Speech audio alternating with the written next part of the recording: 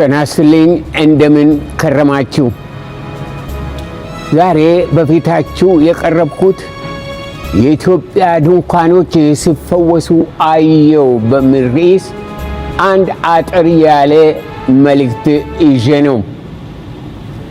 በትንቢተ ዕንባቆም ምዕራፍ 3 ቁጥር 7 ላይ ነቢዩ ዕንባቆም የኢትዮጵያ ድንኳኖች ሲጨነቁ አየው አለ። የእግዚአብሔር ነቢያት በመንፈስ ቅዱስ እየተነዱ ስለ ግለሰብ፣ ስለ ህብረተሰብ፣ ስለ አገር፣ ስለ ዘመናት፣ ስለ መንፈሳዊውና ስለ ቁሳዊው፣ ስለ ጊዜያዊውና ስለ ዘላለማዊው፣ ስለ ያለፈውም ስለሚመጣውም እግዚአብሔር የገለጠላቸው ይተነብያሉ። ስለሆነም በሁለተኛው የሐዋርያው ጴጥሮስ ምዕራፍ 1 ቁጥር 20 እና 21 ላይ ትንቢት ከቶ በሰው ፍቃድ አልመጣምና ዳሩ ግን በእግዚአብሔር ተልከው ቅዱሳን ሰዎች በመንፈስ ቅዱስ ተነድተው ተናገሩ ይላል። በሌላ አነጋገር ትንቢት በእግዚአብሔር የተላኩ ቅዱሳን ሰዎች በመንፈስ ቅዱስ ተነድቶ የሚናገሩት ወይም የሚያስተላልፉት መልእክት እንደሆነ ነው። ነቢያት በመንፈስ ቅዱስ ሆኖ የሀገሪ መነሳትና መውደቅ፣ የመንግስታት መነሳትና መውደቅ፣ የኃያላን መነሳትና መውደቅ፣ የቤተ መቅደስን ሁኔታ ይተነብያሉ። ነቢያት በእግዚአብሔር መንፈስ ሆነው የማይታየውን ያያሉ፣ ሊሆን ያለውን ያስተውላሉ። የእግዚአብሔር ሐሳብ ለነርሱ ግልጽ ነው። ነቢዩ አሞጽ በመጽሐፉ በምዕራፍ 3 ቁጥር 7 ላይ በእውነት ጌታ እግዚአብሔር ምስጢሩን ለባሮቹ ለነቢያት ካልነገረ በቀር ምንም አያደርገውም ይላል። ያለፈው የዛሬው የነገው ቢሆን መልካም ሆነ መጥፎ፣ ፍርድ ሆነ ምሕረት፣ ሐዘን ሆነ ደስታ፣ ክብር ሆነ ውርደት እግዚአብሔር ለነቢያቱ የማይገልጠው ነገር የለም። ከ2000 ዓመት በፊት ጌታ ኢየሱስ ወደ ምድር መጥቶ ባገለገለ ጊዜ አይሁዶች በኑሯቸው፣ በኢኮኖሚያቸው፣ በፖለቲካቸው፣ በሃይማኖታቸው፣ በታሪካቸው በጣም አስቸጋሪ ዘመን ውስጥ ነበሩ። የሮማውያን ወረራ፣ ቀረጥ ማስከፈላቸው፣ ኑሮ ማስወደዳቸው፣ ህዝቡን ማስጨነቃቸው እጅግ አስቸጋሪ ሁኔታ ፈጥሮባቸው ነበር። ጆሲፋስ የሚባል ታሪክ ጸሐፊ የሮማውያን ጭካኔና የሀገሪቷ መውደም ሲገልጥ ሰው የሚሰቀልበት እንጨት እስኪጠፋ ድረስ እንጨት ተገኝቶም ሰው የሚሰቀልበት መሬት እስከማይገኝ ድረስ አሰቃቂ ዘመን እንደነበረ ይመዘግበዋል። የዕብራውያን ነቢያት በትንቢታቸው የጨለማ ዘመን፣ የእልቅት ዘመን፣ የመከራ ዘመን፣ የሐዘን ዘመን፣ የፍርሃት ዘመን፣ የውጥረት ዘመን ብለው ከተነበዩት አንዱ ያ ዘመን ነበር። ስጋዊውም፣ መንፈሳዊውም፣ ጊዜያዊውም፣ ዘላለማዊውም፣ ምድራዊውም ሰማያዊውም የጨለመባቸው ከመኖር አለመኖር የተመረጡበት ዘመን ነበረ። ነቢዩ ኤርምያስ በምዕራፍ 3 ቁጥር 20 ላይ ያልጠፋ ነው ከእግዚአብሔር ምሕረት የተነሳ ነው ርኅራኄው አያልቅምና እያለ እግዚአብሔርን ያመሰገነው በተለያዩ ዘመናት ከማይመስል ሁኔታ እግዚአብሔር ስለጠበቃቸውና ስለታደጋቸው። ከዚህ ከመከራ ዘመን የተነሳ የእስራኤል ሕዝብ ለራሱ ሆነ ለተተኪው ትውልድ መልእክት፣ ራእይ፣ ውርስ፣ ተስፋ፣ ቅርጽ አልነበረውም። ኑሮው ለዕለት መና፣ ለዕለት ጨርቅ መጨነቅ ብቻ ነበር። የአይሁድ ነቢያት ስለ እርሱ የተነበዩት አሕዛብን ይረግጣል፣ ሕዝቡን ነፃ ያወጣል፣ የምድሪቷን ክብር ይመልሳል ብሎ ለዘመናት የጠበቁት መሲህ የናዝሬቱ ኢየሱስ የተወለደው ያደገው አገልግሎቱን የጀመረው በእንደዚህ አይነቱ ሁኔታ ውስጥ ነበር። እርሱ አገልግሎቱን ሲጀምር ሕዝቡ እንዳሰበ አላሰበም፣ እንዳየ አላየም፣ እንደጠበቀም አልሆነም። እንደፈራ አልፈራም፣ እንደተረዳ አልተረዳም። ከህዝቡ አንጻር ችግር የሚመስል ለጌታ ችግር፣ እጦት የሚመስል ለጌታ እጦት፣ ወረራ የሚመስል ለጌታ ወረራ፣ ውድቀት የሚመስል ለጌታ ውድቀት አልነበረም። ችግራቸው ዓይን ከሚያየው፣ ጆሮ ከሚሰማው፣ ሰው ከሚያስበው፣ ሁኔታ ከሚያመለክተው ለየት ያለ ጠለቅ ያለ ነበረ። ችግራቸው መንፈሳዊ ነበር። ከእግዚአብሔር መለየታቸውና እጅግ አስቀያሚ የነበሩ ጣዖቶቻቸው ነበር ችግራቸው። ስለሆነም ለፖለቲካ ክፍሉም፣ ለተራማጅ ክፍሉም፣ ለሃይማኖት ክፍሉም እጅግ ግራ የሚያጋባ ወቅት ነበር።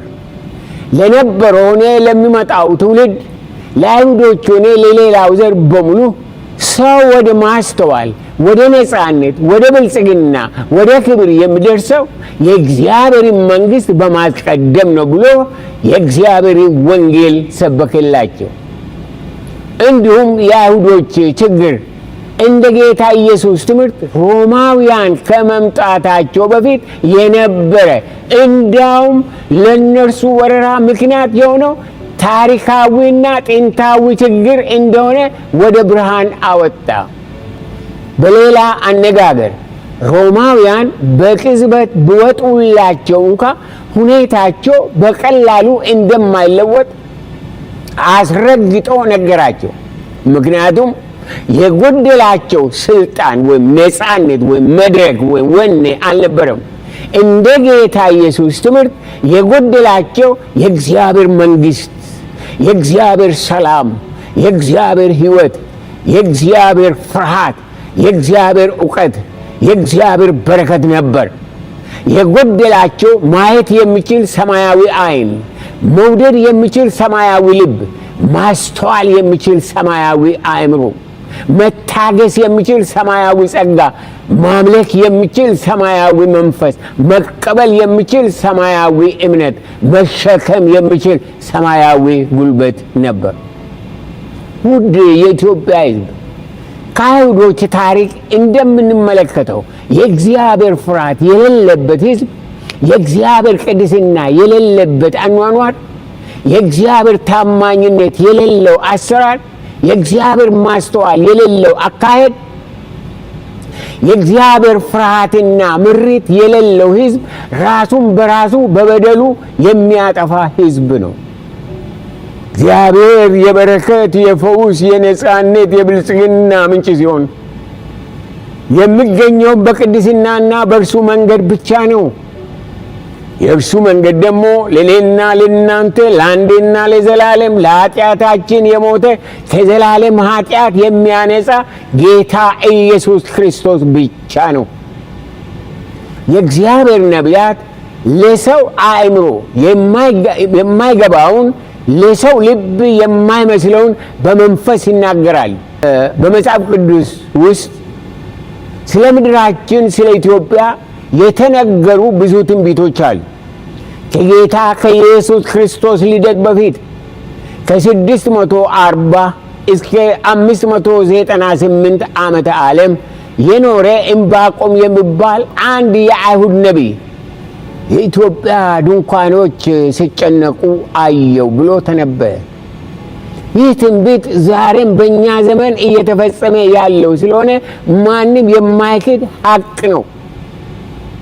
ነቢዩ ዕንባቆም አንድ ድንኳን ሳይሆን ብዙ የኢትዮጵያውያን ድንኳኖች እንዳየና እያንዳንዱ ድንኳን በጭንቀት እየተናጠ እንዳለ በእግዚአብሔር መንፈስ ተነበየ። እንደገና ይህ በኢትዮጵያ የሚታዩ የተጨነቁ ድንኳኖች በምድሪቷ ያሉትን የእያንዳንዱን ብሔር ብሔረሰቦች ድንኳኖችና የኑሮ ሁኔታን ያመለክታሉ። ዛሬ በኢትዮጵያ ውስጥ ዓለም በሙሉ እንደሚያውቀው በምድራችን የብሔር ብሔረሰቦች ድንኳኖች ራሳቸው በፈጠሩ ችግር፣ መከራ፣ ጦርነት እየተናጡ ነው። ለአማራው ሰቆቃ፣ ለኦሮሞ መገፋፋት፣ ለትግራዩ የማይቆም ዋይታ፣ የሌሎቹ ክልላዊ ሮሮ ራሳቸው እንጂ ሌላ ተጠያቂ የለም። ኃላፊነቱ የእያንዳንዱ ብሔር ብሔረሰብ ነው። ዛሬ በየትኛውም ድንኳን በየትኛውም ክልል የነፍስ እረፍት የውስጥ ሰላም የለም። በመስሪያ ቤት በመኖሪያ ቤት በውስጥ በውጭ ጭንቀት ነው። በውጭ ያለው ጭንቀት በውስጥ ያለውን ጭንቀት ያንጸባርቃል። የሕዝባችን መከራ፣ የሕዝባችን በሽታ፣ የሕዝባችን ሰቆቃ መንፈሳዊ ነውና በመንፈስ ካላየን ልንረዳ ሆነ ልንፈወስ አንችልም። የምድራችን ችግር በመንፈስ ተረድተን መንፈሳዊ መፍትሄ በእምነት በማስተዋል በምሕረት በይቅርታ ካላገኘን በስተቀር አሁንም ጨለማው እያየለ ይቀጥላል። የእግዚአብሔር ቃል ግን በአንደኛ ጴጥሮስ ምዕራፍ 5 ቁጥር 7 ላይ ለኢትዮጵያ ሕዝብ በሙሉ ያለው መልእክት እርሱ ስለ እናንተ ያስባልና፣ ልብ አድርጉ እናንተ ኢትዮጵያውያን፣ እርሱ ስለ እናንተ ያስባልና። ማን ነው እርሱ? እግዚአብሔር። እርሱ ስለ እናንተ ያስባልና የሚያስጨንቃችሁን ሁሉ በእርሱ ላይ ጣሉት ይላል። ዛሬ አንድ ማወቅ ያለብን መቻል ያለብን ጭንቀታችንን በእርሱ ላይ መጣል ነው። ነገራችንን በእምነት ወደ ጌታ ስናመጣው አንድ ቀን በድንኳን መንከራተት ቀርቶ ድንኳኖቻችን በሰላማዊ ቪላ ይተካሉ ብዬ አምናለሁ። በነጮች አቆጣጠር በግንቦት ወር 1997 ስለ ምድራችንና ስለ ሕዝባችን ያየሁት ራእይ ምንጊዜም አይረሳኝም። የሰሜን አሜሪካ ያለን የመጋቢዎች ኅብረት እኔ በማገለግልበት ቤተ ክርስቲያን ዓመታዊ ስብሰባ ነበረው። በቤተ ክርስቲያን ውስጥ የመጨረሻውን ቀን አገልግሎት እየተሰጠ ያለ በመንፈሴ አንድ ነገር ማየት ጀመርኩ። ያየሁት በመንፈስ እንደተረዳሁት የታመመ ማይፀን ነው። እኔ ሐኪም ስላይደለው ማይፀን ምን እንደሚመስል አላውቅም። ሆኖም በመንፈሴ የነበረው ማይፀን እንደሆነና ያም ማይፀን የኢትዮጵያ ማይፀን መሆኑን በመንፈሴ ተረዳሁ። እስከዛ ቀን ድረስ አገር ማይፀን እንዳላት አላውቅም ነበር። በኋላ ትርጉሙ ስመጣልኝ የሀገር ማይፀን ጤና ከሆነ ጤናማ ትውልድ እንደሚወለድ፣ የሀገር ማይፀን በሽተኛ ከሆነ በሽተኛ ትውልድ እንደሚወለድ በመንፈሴ አስተዋል። ሕዝባችን ለራሱ ሆነ ለሌላው ጤናማ ነገር ያየበት ዘመን እምብዛም ነው። ውስጡ በጥላቻ፣ በንቀት፣ በኩርፊያ፣ በዘረኝነት፣ በምቀኝነት፣ በቅናት የታመመ ሕዝብ ነው። ምንም ጥያቄ የሌለው ማንም የማይክድ ሁላችን ታምናል። እናንተ ታማችኋል። በታመመ ማይፀን የተጸነሰ ከታመመ ማይፀን የተወለደ ለማንም ጤናማ አመለካከት ሊኖረው አይችልም። በምድራችን ባለመድኃኒቶች፣ ቤተ ክህነት፣ ቤተ ክርስቲያን፣ የኢትዮጵያ ሕዝብ በሙሉ የታመመበት የኃጢአት በሽታ አለ። ከብዙ ዘመናት በፊት በኢትዮጵያ ድንኳኖች ጭንቀት እንዳለ ያየው አንድ ነቢይ ብቻ ነበር። ዛሬ ግን የዓለም ሕዝብ እያየና እየተገረመ ነው። በየቀኑ በዓይናችን የምናየው በጆሮአችን የምንሰማው በኑሯችን የሚሆነው ተረት ወይም ፕሮፓጋንዳ ወይም ማስፈራሪያ አይደለም። በእውነት ጭንቀት በድንኳኖቻችን እንዳለ ያመለክታሉ። በሰው ኃይል፣ በሰው እርዳታ፣ በሰው መድኃኒት መነቀል የማይችል በመንፈሳችን፣ በነፍሳችን፣ በስጋችን፣ በጓዳችን የኃጢአት መርገም አለ። የኢትዮጵያ ሕዝብ ይህንን ይወቅ።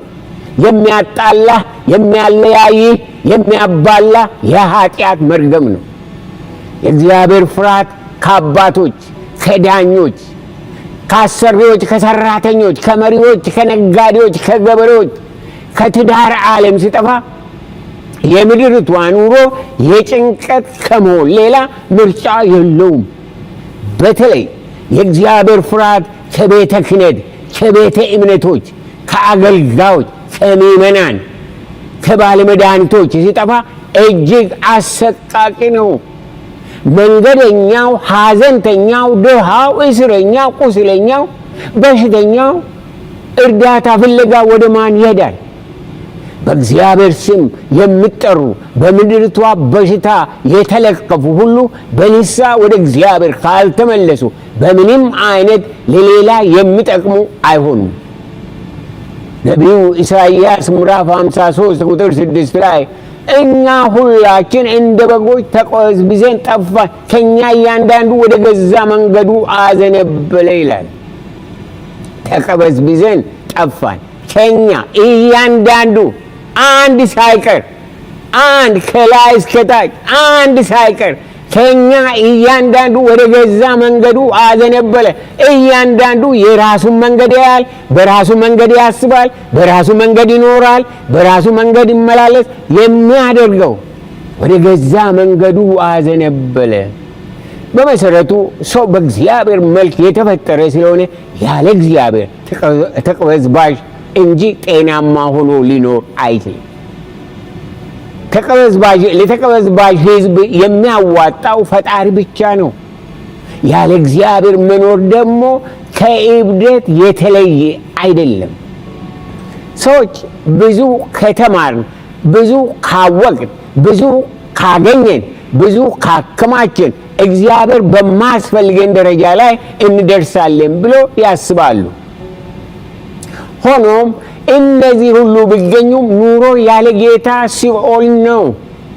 ጌታ ኢየሱስ ክርስቶስ በማቴዎስ ወንጌል ምዕራፍ 4 ቁጥር 4 ላይ ከሰይጣን ለተወረወረለት ፈተና መለኮታዊ መልስ ሲሰጥ እንዲህ አለ፣ ሰው ከእግዚአብሔር አፍ በሚወጣ ቃል እንጂ ልባሩ ሰው ከእግዚአብሔር አፍ በሚወጣ ቃል እንጂ በእንጀራ ብቻ አይኖርም ተብሎ ተጽፏል አለ። እንጀራ መልካም ነው።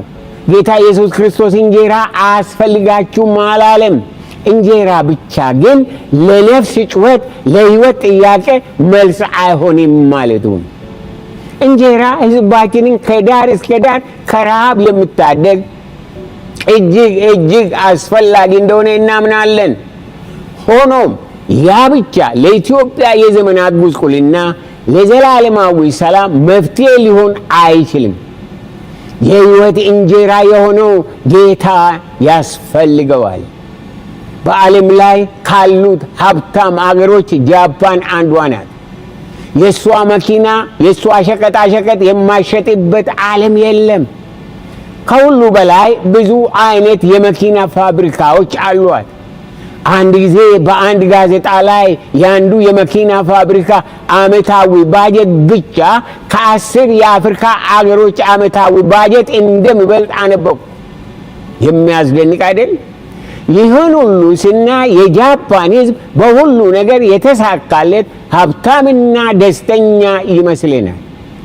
አዎ ብዙ ሀብት አፍርተዋል፣ በስልጣኔያቸው ዝነኞች ናቸው። ሆኖም በዛው ሳምንት ልብ አድርጉ፣ ይሄንን በዛው ሳምንት USA ቱዴይ ከሚባል ጋዜጣ ያነበብኩት በጃፓን ሕዝብ መካከል ራስን የማጥፋት ፍላጎት ከዓለም አንደኛ ስለሆነ መንግስታቸው ሕዝቡን ለመታደግ ብዙ ጥረት እያደረገ እንዳለ ደግሞ አነበብኩ። ይህን የሚያደርግበት ምክንያት ቀደም ባለው ዓመት 34,000 ጃፓኖች ራሳቸውን ስላጠፉ ነው ይላል። ይህ ለእኛ በጣም ማሰብ የማንችል ጉዳይ ነው። ይህን ቁጭ ብዬ ሳሰላስል አንድ ነገር በውስጥ ገባ። ይህ በጭንቀት የተሞላ የኢትዮጵያ ሕዝብ ከወንድሙ ከእህቱ ከጎረቤቱ ጋር መኖር የማይችል እርስ በርስ ከተጠላላ አልሞቱም፣ ራሳቸውን አልገደሉም እንጂ ራሳቸውን ካጠፉ ከ34,000 ጃፓኖች የተሻሉ አይደሉም። ነገር ግን እግዚአብሔር በልጁ በጌታችን በኢየሱስ ክርስቶስ የከፈለውን የኃጢአት ዋጋ በእምነት አልቀበል በማለት በዛሬው ቀን ብቻ በሚሊዮን የሚቆጠሩ ከጊዜያዊ ሞት ወደማይመለሱበት ወደ ዘላለማዊ ሞትና ሲኦል ይሄዳሉ። ሕዝባችን እንደ ማንኛውም ሕዝብ በንስሐ ወደ ጌታ ኢየሱስ ክርስቶስ ካልተመለሰ በስተቀር በራሱ ምርጫ ራሱን እያጠፋ እንደሆነ ግልጽ ነው። ሕይወትን የማይለውጥ ጌታ ኢየሱስ የሌለበት ባዶ ሃይማኖተኛነት ለማንም አይረባም። ዛሬ በምድር ላይ እያለን በፍቅር በሰላም ከእርስ በርስ ጋር እንድንኖር ካረዳ ለነገም የሚረባ አይደለም። ስለሆነም ጌታ ኢየሱስ እኔ መንገድ እውነት ሕይወትም ነኝና ያለ እኔ ድኖ ወደ አብ የሚመጣ የለም ብሏልና ዛሬ ምርጫችንን ብናስተካክል መልካም ነው። ባለፈው ጥቂት ዓመታት በፊት በኢትዮጵያ ያለቁ ኢትዮጵያውያን በምንም የሚተኩ አይደሉም። ጦርነት ለማንም መልስ አይደለምና አሁንም የጦርነት ጥማት ያለባቸው የሰው ደም ምንም የማይመስላቸው ለከንቱ ነገር ለራሳቸው ጥቅም ጦርነትን የሚቆሰቁሱ በምድርቷ አሉ። የሚያስደንቀው ነገር እነዚህ ጦርነት ፈላጊዎች ራሳቸው ሆኑ ልጆቻቸው ወደ ጦርነት አይሄዱ። ወደ ጦርነት የሚሄዱት ጎረቤቶቻቸው እንደነሱ ሹመት የሌላቸው ድሆችና የድሆች ልጆች ናቸው። እባካችሁ ለሰው ሕይወት ግድ ባይኖራችሁም አንድ ቀን ፍርድ አይቀርምና ለነዚህ በከንቱ ላለቁት ልጆቻችሁ በእግዚአብሔር ፊት ትጠየቃላችሁና ልብ ግዙ። መፍትሄው ንስሐ ገብቶ ጦርነትን ማቆም ነውና ከአሁኑ አስቡበት። የኢትዮጵያ ሕዝብ ልብ እናድርግ። እንደ እግዚአብሔር ቃል ጦርነታችን ከሥጋና ከደም ጋር አይደለም። ጦርነታችን አንዱ ብሔር ከሌላ ብሔር ጋር አይደለም፣ መሆንም የለበትም። ጦርነታችን መንፈሳዊ ነው። ዛሬ በምድራችን የሚያለያየን የሚያፋጀን የመንደር ፖለቲካና የክልል አስተሳሰብ ውሎ አድሮ ዋጋ የሌለው የሰይጣን አካሄድ ነው እንጂ ለሀገር ሆነ ለኢትዮጵያ ሕዝብ ምንም አይነት ዋጋ የለውም። ነቢዩ ዕንባቆም ከስንት ዘመናት በፊት ጭንቀት ወደ ድንኳናችን መግባቱን እንጂ መውጣቱን አላየም። ዛሬ እኔ ደግሞ ሌላ የምስራች አለ። እኔ ግን ዛሬ የተሻለ መልእክት አለኝ። ጭንቀት ከድንኳናችን ወጥቶ ዋይታ ከሕዝባችን ርቆ ሕዝባችን ልብ ገዝቶ በማዳግም ፈውስ ውስጥ ገብቶ የእርቅን አምላክ ጌታ ኢየሱስ ክርስቶስን ወደ ሕይወቱ ወደ ህብረተሰቡ እንደምጋብዝ በሙሉ ልቤ አምናለሁ።